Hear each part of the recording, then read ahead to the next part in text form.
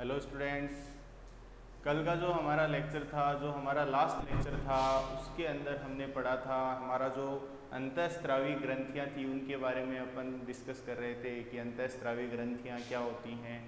उसके अंदर जो हमारी सबसे पहली जो ग्लैंड थी हाइपोथैलेमस, और जो हमारा सबसे पहली जो पीयूष ग्रंथि थी उसके बारे में अपन ने डिस्कस किया था कि पिट्यूटरी ग्लैंड क्या है, कितने हार्मोन सीक्रेट करती है, कितने पार्ट्स होते हैं, एंटीरियर पार्ट होता है, पोस्टीरियर पार्ट होता है, कहाँ से वो जुड़ी हुई रहती है, कितने हार्मोन सीक्रेट करती है। तो उसी तरीके से अब जो हमारी दूसरी एंडोक्राइन या दूसरी जो अंतःस्रावी ग्रंथि है वो कौन है? पिट्यूटरी के बाद कौन है? थायराइड ग्लैंड, जो हमारी दूसरी ग्लैंड है। अब ये थायराइड ग्लैंड कहाँ होती है, क्या करती है, किस तरीके से ये अपने आप को कंट्रोल करती है, उसके बारे में हम देखते हैं अभी थोड़ा सा।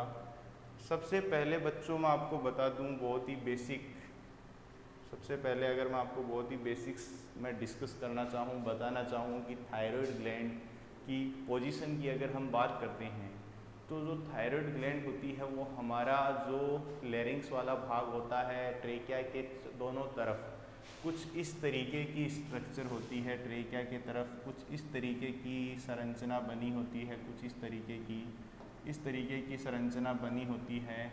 और ये एक ABCD का लेटर बनाती है H, जिसको हम क्या बोलते हैं, ये आपकी जो थायराइड ग्रंथि होती है वो कुछ इस तरीके से अरेंज रहती है। इसके अंदर कुछ सेल्स होती हैं, 2-3 तरह की सेल्स प्रेजेंट होती हैं जिनको अपन फॉलिकुलर सेल्स बोलते हैं और एसिनर सेल्स बोलते हैं। इसके अंदर कुछ ऐसी सेल्स प्रेजेंट होती हैं। ये कौन है? आपकी थायराइड ग्रंथि है। ठीक है बच्चों, ये आपकी थायराइड ग्रंथि है। अब इसके पास में क्या होता है, यहाँ पे ये आपकी थायराइड ग्लैंड है यानी थायराइड ग्रंथि है। ये बच्चों किसका स्त्रावण करती है? ये हार्मोन थायरोक्सिन का स्त्रावण करती है। कहाँ से? इसको कौन बोलता है थायरोक्सिन स्टिमुलेट करने के लिए? तो बच्चों देखो, सबसे पहली बात है कि जो हमारा मास्टर ऑफ मास्टर ग्लैंड जिसकी हमने बात की थी लास्ट लेक्चर के अंदर, जो हम हाइपोथैलेमस को जो बोलते हैं, तो हाइपोथैलेमस क्या है? सारी ग्लैंड्स को कंट्रोल करके रखता है, यानी जितनी भी ग्रंथियां हैं सब ग्रंथियों को अपने कंट्रोल में रखता है। कंट्रोल में कैसे रखेगा?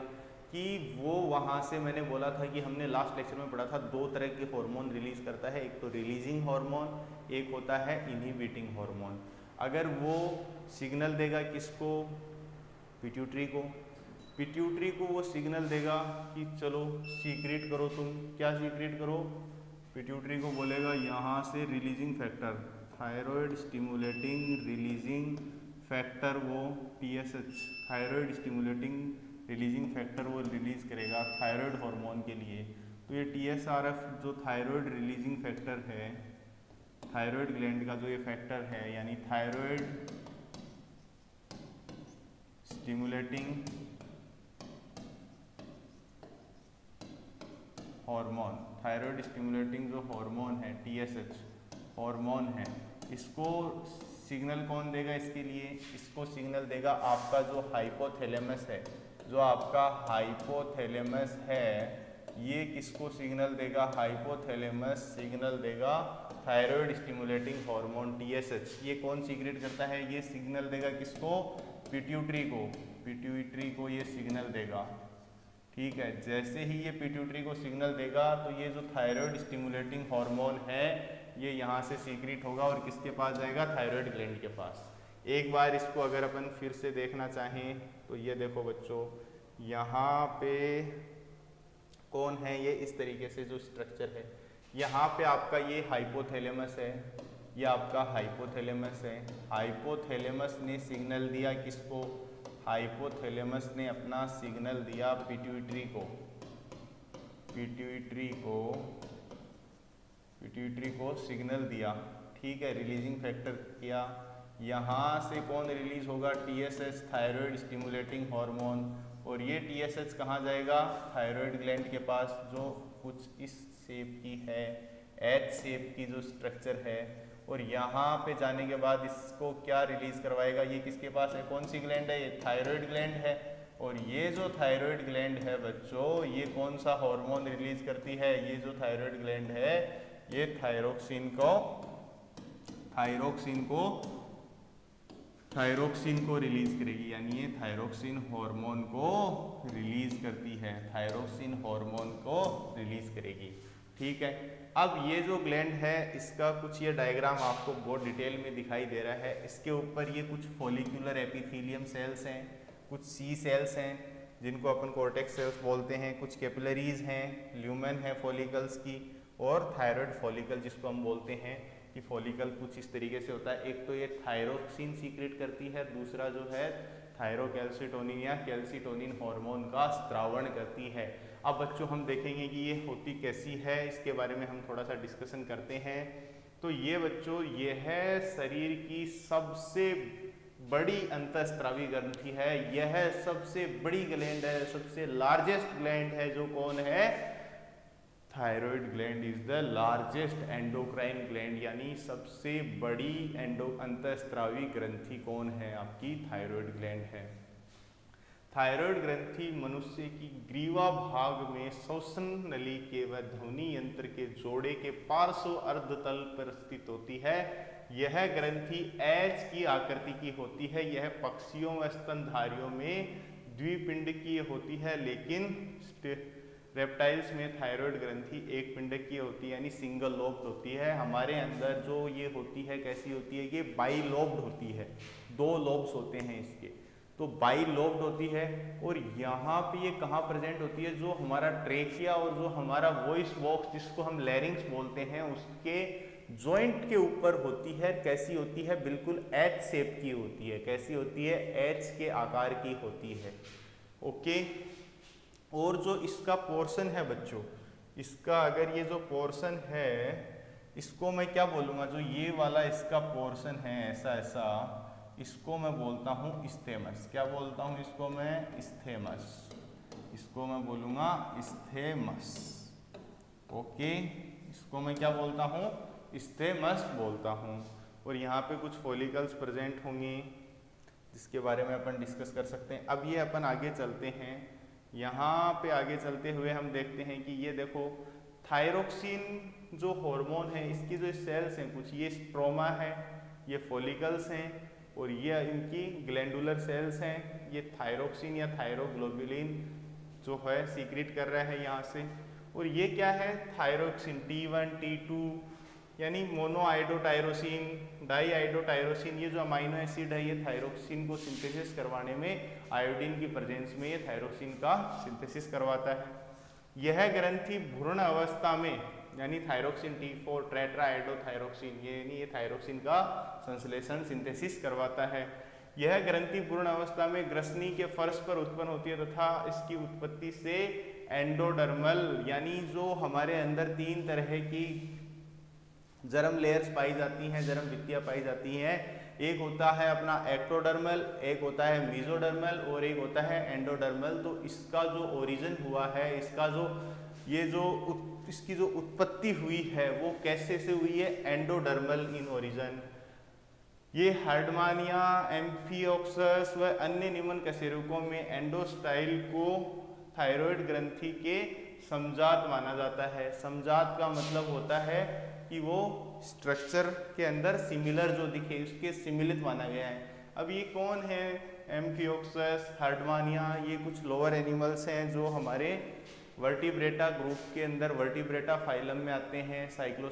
वर्टिब्रेटा जो फाइलम है उसके अंदर आ जाते हैं हार्डमानिया और साइक्लोस्टोमेटा, कुछ मछलियां हैं ये जिनकी हम बात करते हैं।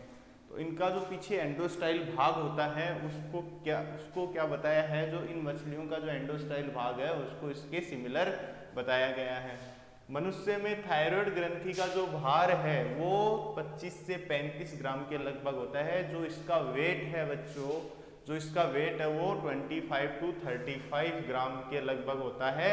स्त्रियों में यह ग्रंथि पुरुषों की अपेक्षा बड़ी होती है। गर्ल्स के अंदर जो थायराइड होती है, थायराइड ग्लैंड होती है, ये पुरुषों के कंपेयर में, मेल्स के कंपेयर में काफ़ी बड़ी होती है, ये लार्ज होती है। ठीक है, थायराइड ग्रंथि का प्रत्येक पिंड योजी उत्तक बना होता है। योजी उत्तक में ग्रंथिल कोशिकाओं से बनी हुई अनेक पुट्टियां पाई जाती हैं, यानी इनके अंदर क्यूबोइडल ग्लैंडुलर सेल्स पाई जाती हैं और यह पुट्टियां ढीले ढाले संयोजी उत्तक स्ट्रोमा में फैली हुई होती हैं। यह पुट्टियों की दीवार में धनाकार ग्रंथिल कोशिकाएं का स्तर होता है। इन पुट्टिकाओं की गुहा में एक आयोडीन युक्त कोलाइडी पदार्थ यानी थायरोग्लोबुलिन प्रेजेंट होता है। आयोडीन कंटेनिंग जो भाग होता है जिसके क्या बोलते हैं अपन, थायरोग्लोबुलिन बोलते हैं। थायरोग्लोबुलिन भरा होता है। यह प्रकृति में ग्लाइकोप्रोटीन होता है। जो थायरोग्लोबिन बनता है, जो इसकी बात कर रहा है, जो इसका स्ट्रोमा रीजन है, जो इसका स्ट्रोमा रीजन है, आपकी जो थायराइड ग्लैंड है उसके अंदर एक भाग है स्ट्रोमा भाग। यहाँ पे क्या होता है, कुछ एक ऐसे प्रेजेंट होता है जिसको अपन थायरोग्लोबुलिन बोलते हैं, थायरोग्लोबुलिन बोलते हैं। और जो थायरोग्लोबुलिन का जो थायरोग्लोबुलिन किसका बना होता है, जो आपका थायरोग्लोबुलिन होता है वो एक ग्लाइकोप्रोटीन है। कैसा प्रोटीन है, ग्लाइकोप्रोटीन है, ग्लाइकोप्रोटीन है। ओके, तो ये सब हम इसके बारे में देखते हैं। अब थायराइड की एक ऐसी अंतःस्रावी ग्रंथि होती है जिसमें हार्मोन निष्क्रिय अवस्था में संग्रहित रहते हैं। यहाँ पे जो अपने हार्मोन रहते हैं वो किस फॉर्म में रहते हैं, इनएक्टिव रहते हैं। ये एक्टिव किसी किसी कंडीशन में ही होते हैं, नॉर्मली एक्टिव नहीं होते, ये इनएक्टिव फॉर्म में रहते हैं। अब देखो इसके अंदर क्या है, थायरोक्सिन ईथर संतु जुड़ी से फिनाइल रिंग पाई जाती है, यानी जैविक संश्लेषण की थायरोक्सिन है उसका बायोसिंथेसिस, मतलब किस तरीके से थायरोक्सिन का सिंथेसिस हुआ है उन चीज़ों के बारे में यहाँ पे दे रखा है कि थायरोक्सिन जो है उसका बायोसिंथेसिस कैसे हुआ है। यहाँ पे आपको पता है आयोडीन को डालना, आयोडीन ट्रैपिंग, जब पोटेशियम आयोडाइड की पुट्टिका कोशिकाओं द्वारा लिया जाता है, आयोडाइड का ऑक्सीकरण होना, फिर इसका क्या होगा, ऑक्सीडेशन होगा, I2 बनेगा। ये आयोडीन के ऑक्सीकरण से पेरोक्सीडेज एंजाइम की सहायता करता है और ये कार्बनीकृत यानी ऑर्गेनिफिकेशन होता है। थायरोग्लोबुलिन अणु के साथ आयोडीन का जुड़ना थायरोग्लोबुलिन यानी ऑर्गेनिफिकेशन कहलाता है। ये इसका कुछ दे रखा है, यानी लास्ट में ये क्या होगा, I2 यानी टायरोसिन के साथ I2 मिलके क्या बनाएगा, MIT और DIT बनाएगा। और ये जो आपके MIT है मोनोआयोडीन टायरोसिन और डाईआइडोट्रायोसिन मिलके क्या बनाते हैं, T3 का फॉर्मेशन करते हैं। T3 को बोलते हैं ट्रायोआइडोथायरोक्सिन बनता है।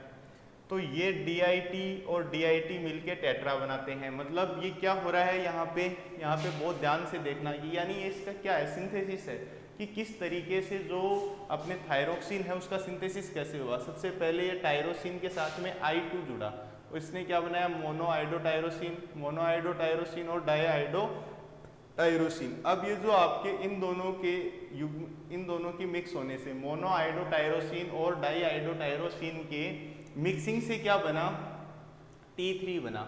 T3 क्या है, ट्रायोआइडोटायरोसिन। और ये जो DIT और DIT से क्या बना, T4 यानी थायरोक्सिन का फॉर्मेशन हुआ। मोनोआइडोथायरोसिन, T2 क्या है, डाईआइडोटायरोसिन, और ये क्या है, ट्राईआइडोथायरोनिन। अब जो ये आपका टायरोसिन या थायरोनिन है ये 20% होता है। ये जो है आपका T3 20% होता है और टेट्रा होता है वो 80% होता है। टेट्रा का जो स्त्रावण होता है वो T3 की अपेक्षा में बहुत ज़्यादा होता है।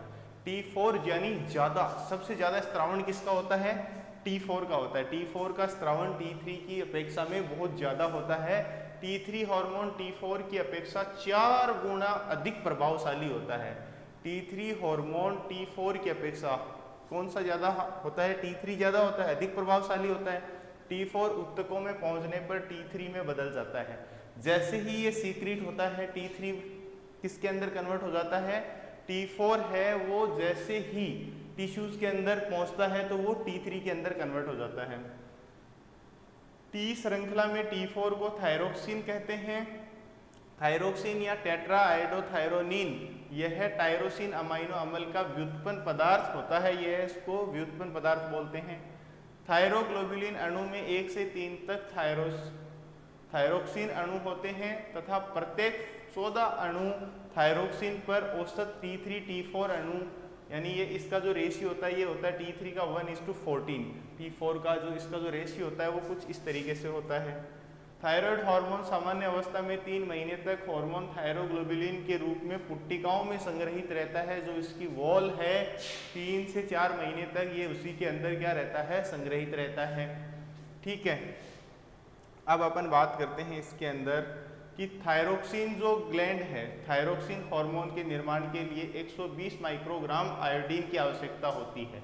ये बिल्कुल बेसिक जो आपको इंफॉर्मेशंस दे रखी हैं इनको ओनली याद कर कि ये क्या है। थायराइड ग्लैंड के अंदर जो थायरोक्सिन हार्मोन का निर्माण होता है वो 120 माइक्रोग्राम आयोडीन की आवश्यकता होती है। उसको मतलब 120 माइक्रोग्राम ऑफ आयोडीन की ही ज़रूरत होती है।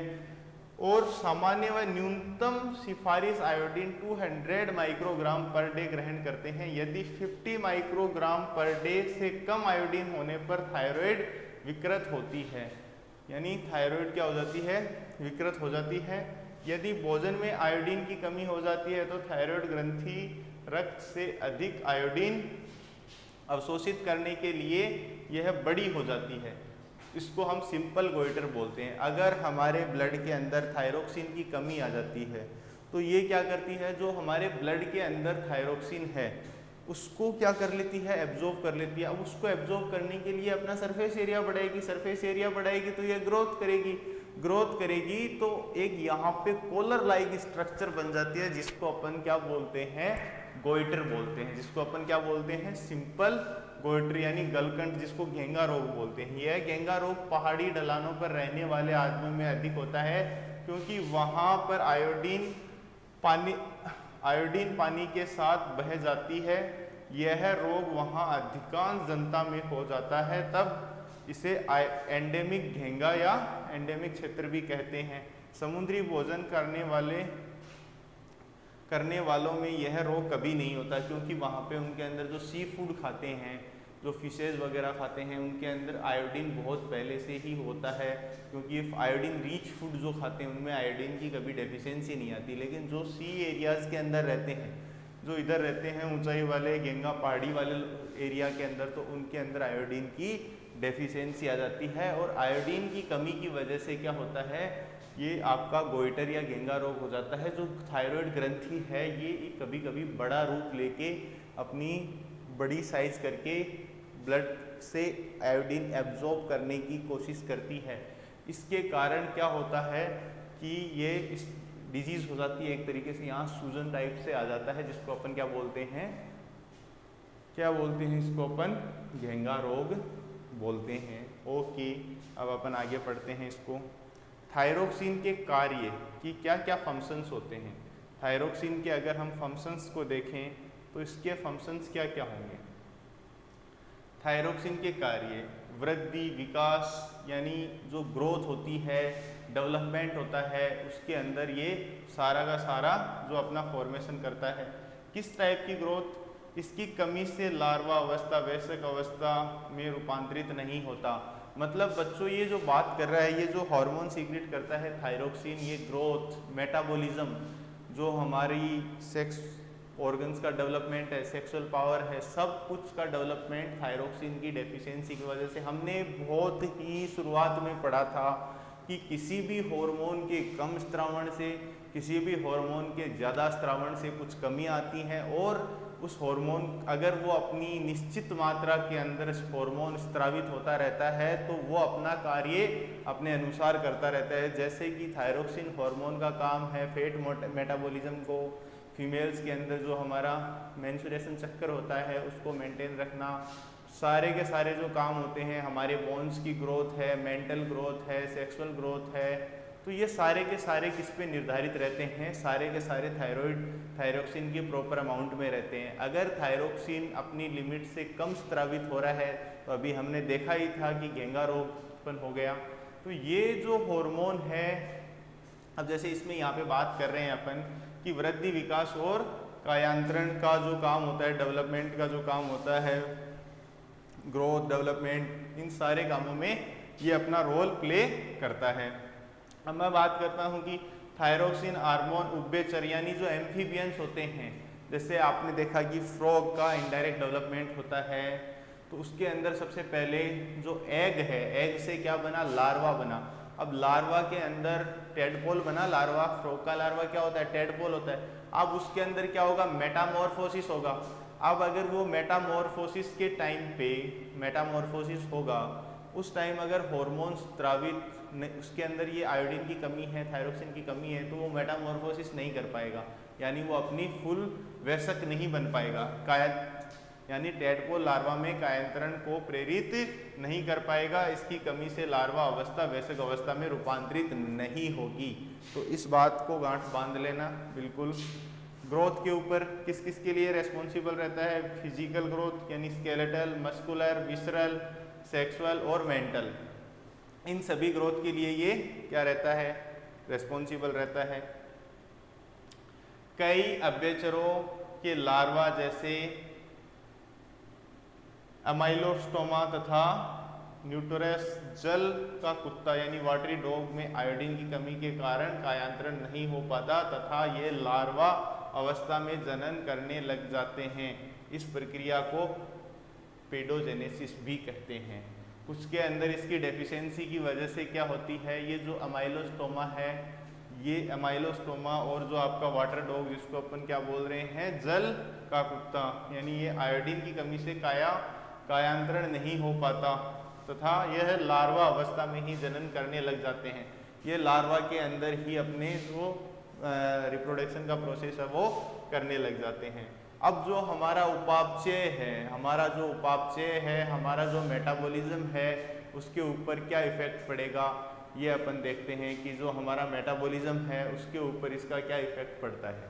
तो जो बच्चों हमारा मेटाबॉलिज्म है उसके ऊपर क्या इफेक्ट पड़ेगा, ये अपन देखते हैं। जो हमारा मेटाबॉलिज्म है जिसके ऊपर थायरोक्सिन का क्या इफेक्ट पड़ेगा, जो हमारी बेसल मेटाबॉलिक रेट है जिसको हम बीएमआर बोलते हैं, बीएमआर के ऊपर इफेक्ट पड़ेगा। जो हमारी बेसल मेटाबॉलिक रेट है, जैसे कुछ भी हमने खाना या हमने कार्बोहाइड्रेट, प्रोटीन, फैट, इनकी जो डाइजेशन है वो किस स्पीड से, किस तरीके से हो रही है या नहीं हो रही है, प्रॉपर तरीके से पाचन तंत्र हो रहा है या नहीं हो रहा है, यानी ये काम जो हमारा बॉडी मेटाबॉलिक रेट है, बेसल मेटाबॉलिक रेट है, पर मिनट के अंदर कितने ग्राम कार्बोहाइड्रेट को ऑक्सीडाइज करना, कितनी एनर्जी लगना, कितनी कैलोरीज लगना, ये कार्य प्रॉपर सही वक्त पे हो रहा है या नहीं हो रहा है, ये इस पे ही डिपेंड करता है।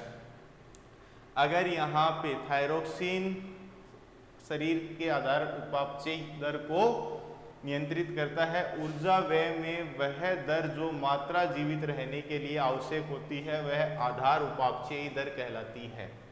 ठीक है, उसको हम क्या कहते हैं, बेसल मेटाबॉलिक रेट कहते हैं।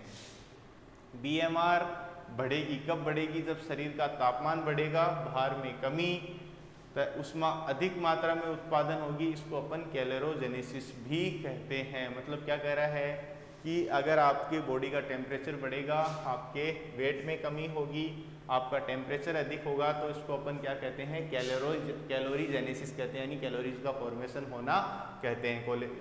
अब दूसरा है, यह हार्मोन शरीर की कोशिकाओं में ऑक्सीडेटिव मेटाबॉलिज्म को बढ़ाता है जिससे ऊर्जा उत्पादन को बढ़ावा मिलता है तथा इसे अपन कैलोरीजेनिक हार्मोन भी कहते हैं। ये क्या करता है, हमारे अंदर ऑक्सीडेटिव मेटाबॉलिज्म होता है, मतलब जो हमने फूड खाया उसका जो ऑक्सीडेशन है, उसका जो कैटाबॉलिज्म सिस्टम है, ऑक्सीडेशन है, उसका बहुत जल्दी कैटाबॉलिज्म कर रहा है कि जो कॉम्प्लेक्स फूड है उसको सिंपल में कन्वर्ट करना, बहुत फास्ट हमें एनर्जी प्रोड्यूस कर रहा है, अब बहुत ज़्यादा डाइजेशन को फास्ट करता है, तो उसको अपन क्या कहते हैं, कैलोरीजेनिक हार्मोन भी कहते हैं। कैसा हार्मोन कहते हैं अपन इसको, कैलोरीजेनिक हार्मोन भी कहते हैं। सोडियम पोटेशियम एटीपेज की क्रिया बढ़ती है। यह हार्मोन सभी कोशिकाओं में माइटोकॉन्ड्रिया की संख्या को बढ़ा देता है। ये क्या करता है, माइटोकॉन्ड्रिया की संख्या को बढ़ा देता है, अर्थात यह उपापचय दर अर्थात जीवन की गति यानी टेम्पो ऑफ लाइफ बढ़ा देता है। यह शरीर की कोशिकाओं का ऑक्सीजन के उपभोग को भी बढ़ाता है, यानी ये जो हमारी बॉडी की जो ऑक्सीडेशन रेट है यानी ऑक्सीजन जो रेट है उसको भी ये क्या करता है, बढ़ा देता है। यानी जो हमारे शरीर की कोशिकाएं होती हैं उनके अंदर ये क्या करेगा, माइटोकॉन्ड्रिया है उनके नंबर बढ़ा देगा, और mitochondria is the power house of cell. Mitochondria को पावर हाउस ऑफ सेल बोलते हैं। जितनी ज़्यादा माइटोकॉन्ड्रिया होंगी उतनी ही ज़्यादा ऊर्जा का संश्लेषण होगा, उतनी ही ज़्यादा एटीपी का प्रोडक्शन होगा। तो सबसे सिंपल है कि जितनी आपकी माइटोकॉन्ड्रिया होगी उतना ही ज़्यादा आपका एटीपी का प्रोडक्शन होगा। ओके, वसा उपापचय कोलेस्ट्रॉल संश्लेषण व प्रभावी रूप से तोड़ने में एंजाइम क्रिया को बढ़ाता है। जो आपके कोलेस्ट्रॉल का सिंथेसिस होता है उसको तोड़ने में भी ये क्रिया को बढ़ाता है। कार्बोहाइड्रेट, यानी ये तीनों की बात कर रहा है, कार्बोहाइड्रेट, प्रोटीन, फैट, इन तीनों का जो ब्रेकडाउन होता है, जो कोलेस्ट्रॉल्स है, जो आपकी ग्लूकोज है, कार्बोहाइड्रेट है, इन सब का ब्रेकडाउन करने के लिए क्या करता है, एंजाइम की क्रिया को बढ़ाता है। यानी जो आपकी यहाँ पे जो आपके एंजाइम सीक्रेट हो रहे हैं, जो कोलेस्ट्रॉल को तोड़ने के लिए एंजाइम क्रिया कार्य करते हैं, जो रक्त में शक्कर को बढ़ाकर डायबिटोजेनिक हार्मोन की तरह कार्य करते हैं। थायरोक्सिन एड्रेनलिन और इंसुलिन के कार्य को बढ़ाता है। ये जो तीनों हार्मोन है, थायरोक्सिन, एड्रेनलिन और इंसुलिन, इंसुलिन के नंबर बढ़ाएगा तो जो हमारे रक्त के अंदर जितना ज़्यादा ग्लूकोज बना है, जितनी ज़्यादा शर्कर है उसको वो पर्टिकुलर बॉडी की सेल्स तक, पर्टिकुलर बॉडी की कोशिकाओं तक पहुंचाएगा। जितनी ज़्यादा वो बॉडी की सेल्स तक पहुंचाएगा उतना ही ज़्यादा उसको क्या मिलेगी, एनर्जी मिलेगी। और एनर्जी मिलेगी तो क्या होगा, प्रोटीन उपापचय को तोड़ने व संश्लेषण दोनों कार्य करता है, लेकिन थायरोक्सिन की सामान्य सांद्रता पर संश्लेषण यानी एनाबॉलिज्म प्रभावी होता है। यह हमेशा कॉम्प्लेक्स मॉलिक्यूल्स का ही फॉर्मेशन करता है। तंत्र विशेष पर थायरोक्सिन बढ़ेगा, हृदय पर दर बढ़ेगी, हृदय बाह्य निष्कासन बढ़ेगा। माइटोकॉन्ड्रिया के संकुचन को नियंत्रित करता है तथा यह प्रत्यक्ष रूप से ऐसे नोड पर कार्य करता है। ऐसे नोड के ऊपर ये क्या करता है बच्चों, वर्क करता है। केंद्रीय तंत्रिका तंत्र यानी थायरोक्सिन का आवश्यकता सांद्रता, तंत्रिका रेशे के विकास और इनके माइलिन आच्छद के निर्माण को बढ़ाती है। कहने का मतलब बच्चों ये है कि जो आपकी हार्ट रेट है, ये हार्ट रेट को भी इंक्रीज करता है। थायराइड जो आपके ऐसे नोड की जो स्पीड है उसको भी ये क्या करता है, इंक्रीज करता है। एनाबॉलिज्म को भी बढ़ाता है और ये सारे के सारे कार्य करता है। मतलब थायरोक्सिन क्या करता है, आपकी मेटाबॉलिक रेट को इंक्रीज करता है, आपके ज़्यादा से ज़्यादा एनर्जी प्रोवाइड करता है, प्रोटीन की मेटाबॉलिज्म रेट को बढ़ाता है। और जो पाचन के अंदर एंजाइम्स काम कर रहे हैं, जो आपके एंजाइम्स वर्क कर रहे हैं डाइजेशन के अंदर, उनको ये क्या करता है, उनको भी ये उनका जो डाइजेशन कर रहे हैं उन एंजाइम्स की मात्रा बढ़ा देता है, माइटोकॉन्ड्रिया के नंबर बढ़ा देता है। तो इसके अंदर अपन और क्या देखेंगे कि थायरोक्सिन हार्मोन का स्त्रावण और नियंत्रण, ये अपन देखेंगे।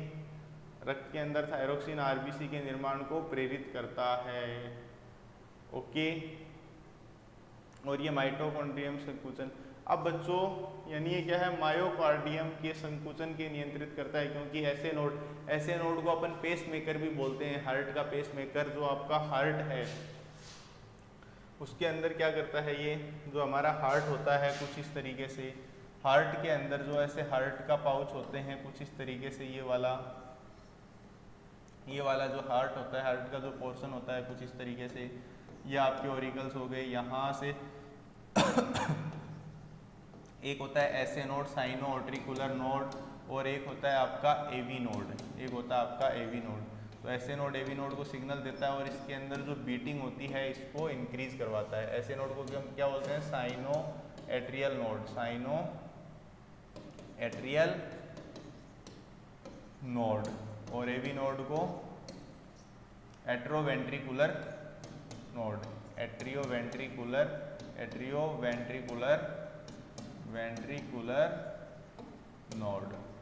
ठीक है, ऐसे नोड पर कार्य करता है। ये केंद्रीय तंत्रिका तंत्र यानी थायरोक्सिन की आवश्यकता सांद्रता तंत्रिका तंत्र के रेशे के समान इसके माइलिन आच्छद में निर्माण की आवश्यकता करता है। आहार तंत्र यानी थायरोक्सिन बढ़ेगा तो आहार तंत्र में गति होगी, डायरिया व भूख लगना स्टार्ट होगा। ठीक है, तो ये सारी चीज़ें होंगी। रक्त के अंदर थायरोक्सिन आरबीसी के निर्माण को प्रेरित करता है, यानी ब्लड के अंदर ये आरबीसी का जो फॉर्मेशन होता है उसको क्या करता है, प्रेरित करता है। तो कुल मिला के बच्चों बात ये है कि जो आपका थायरोक्सिन हार्मोन है थायरोक्सिन हार्मोन है वो क्या करता है, मैक्सिमम टू मैक्सिमम क्या करेगा मेटाबॉलिज्म, जो हमारी बीएमआर है उसको बढ़ाएगा, और जितने भी बीएमआर को बढ़ाने के लिए फैट का डाइजेशन, प्रोटीन का डाइजेशन, कार्बोहाइड्रेट का डाइजेशन, ब्लड को पंप करना, ब्लड प्रेशर, इन सारी चीज़ों को जो हमारा थायरोक्सिन है वो क्या करके चलता है, बढ़ा के चलता है, उनके लेवल को हमेशा बढ़ाता रहता है, सबको मेंटेन करके रखता है। तो अगला जो हमारा लेक्चर होगा, इस लेक्चर के अंदर हम इतना ही पढ़ेंगे, और जो नेक्स्ट लेक्चर होगा, नेक्स्ट लेक्चर के अंदर हम आगे का स्टार्ट करेंगे जो हमारा इसका रेगुलेशन है थायरोक्सिन का। Thank you very much.